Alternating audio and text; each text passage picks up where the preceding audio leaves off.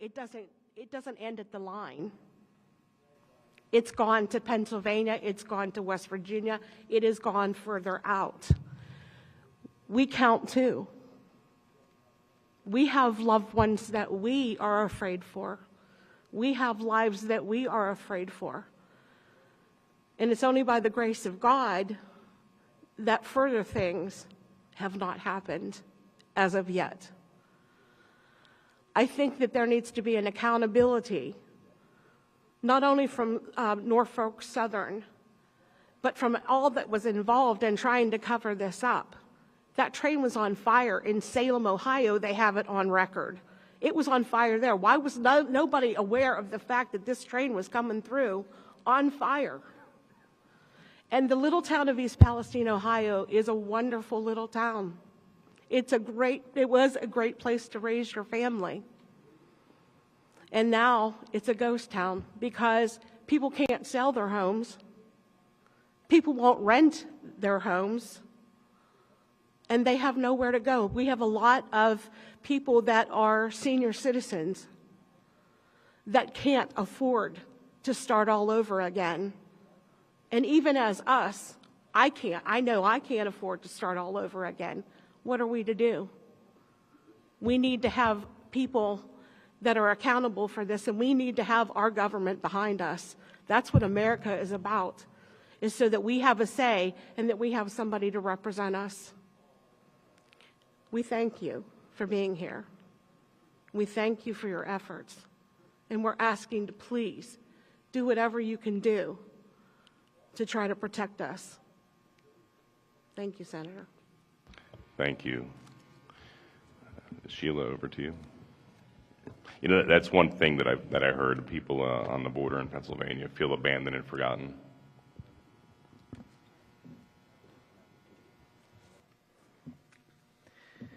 My name is Sheila Stigler, a resident of Slippery Rock Township, Lawrence County, Pennsylvania. I live 16 miles northeast from the train derailment in East Palestine, Ohio. My family are modern-day homesteaders. We plant the land, grow our own produce, using heirloom and organic farming practices. We free-range poultry and then raise them for meat and eggs, as well as breed and raise a small herd of dairy goats. We support our local farmers and small businesses in our communities for goods and services we cannot produce.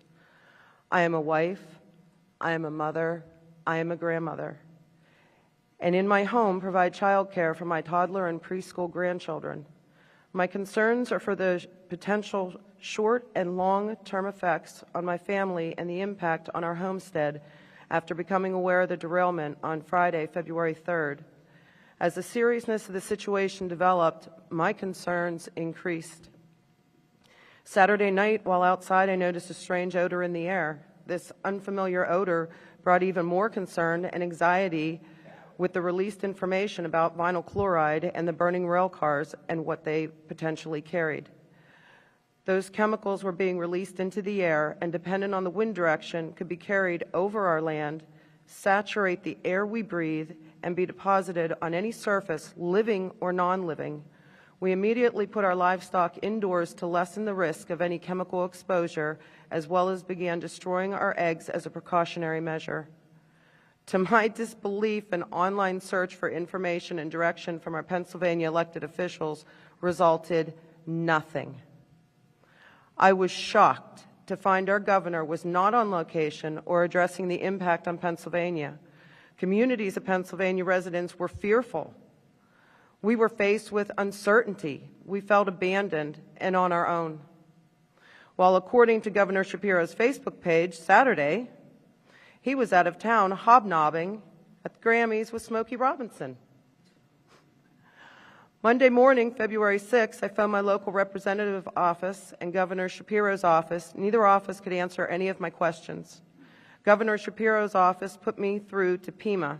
Their secretary took down my contact information, yet I never received a return call. That afternoon, for the first time, I saw Governor Shapiro during a press conference issuing a warning of the impending detonation and controlled burn of the hazardous rail cars. I took care of our livestock and remained indoors the rest of the day. As 0 hour arrived, I watched horrified live news coverage of the Ohio Chernobyl. The controlled burn created a fireball that burst into 100-foot flames and exploded, creating a mushroom cloud estimated to span 200 miles, what we now refer to as the plume. My focus turned to monitoring wind patterns and air quality readings. I was afraid. The following morning, my worst fears were confirmed. At 10:30 a.m., the wind changed direction, blowing the plume directly over our area. Our air quality spiked, more than doubling, as reported from the Newcastle monitoring station. Later that night, I walked out of our barn, noticing tiny particulates like fine ash floating down through the air. In the words of Sir Isaac Newton, what goes up must come down. According to the National Oceanic and Atmospheric Administration, or commonly referred to as NOAA map, of their hypersplit model, particle cross-sections, particle positions, and the number of particles plotted for February 8, 2023. Here's a copy of the map. I'm sure you've all seen this.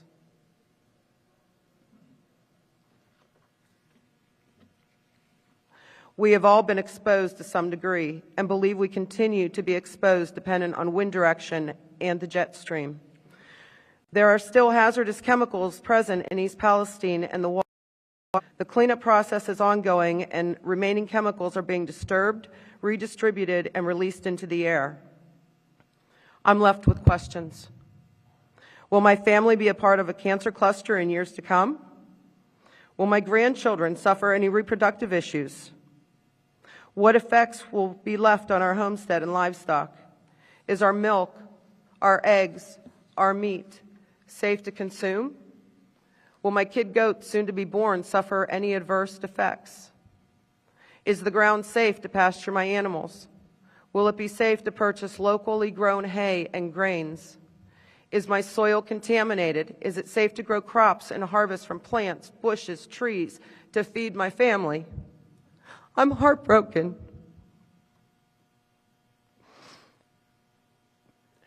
Wednesday, February 8th, my husband and I developed sinus congestion, sore throat, and a cough.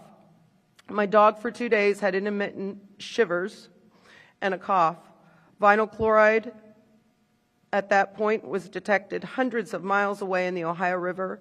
I heard reports of dead aquatic life and animals around the East Palestine area and beyond its borders.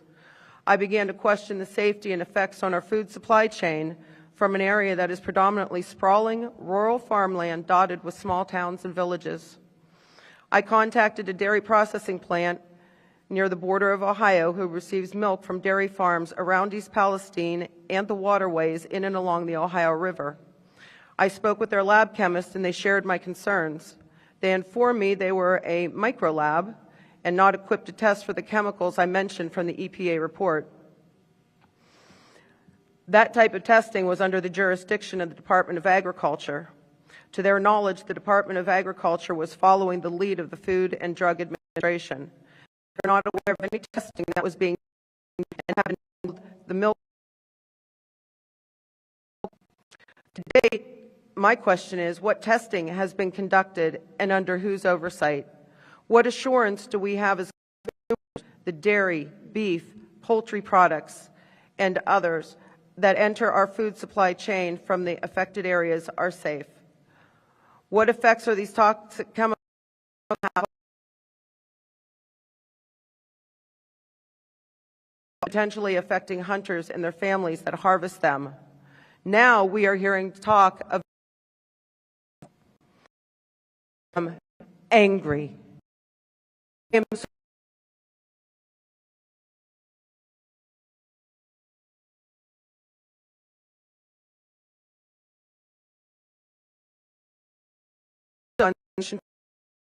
Resources and the public estate.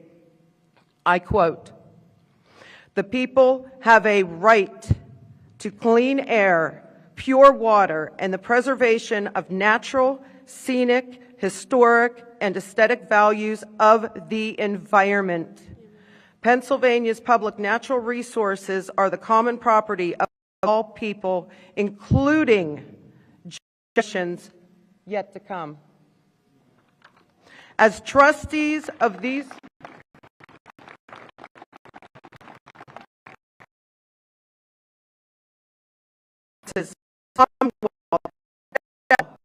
conserve and maintain them for the benefit of all people. Again, I thank you all for being here. You are those trustees. Federal agencies and Congress have been siding with the rail industry lobbyists and have limited regulations governing the rail industry's safety requirements for transportation of hazardous and combustible materials. The lobby group American Association of Railroads, AAR, has a record of arguing against safety requirements, stating proposed safety mandates would be disruptive and costly to the industry.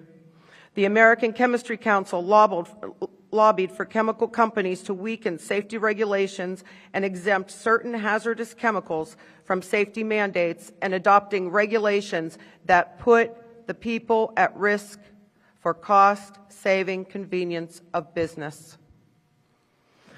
Governor Shapiro, I heard you say at your last press conference, putting the people first.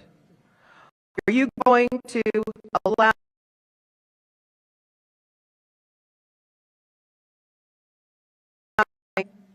at all costs?